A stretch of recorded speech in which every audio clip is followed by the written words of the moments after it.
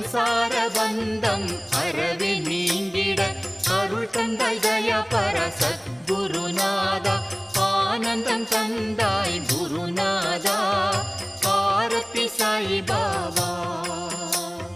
குறைவற்ற செல்வமே உன் திருவடி சேவை அதுவே நீங்காத செல்வம்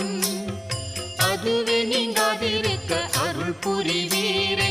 அகம் மகிழ்ந்திட நலம் தருவீரே ஆரத்தி சாய் பாபா சாதக பறவை என்ற மாதவனே உமக்கு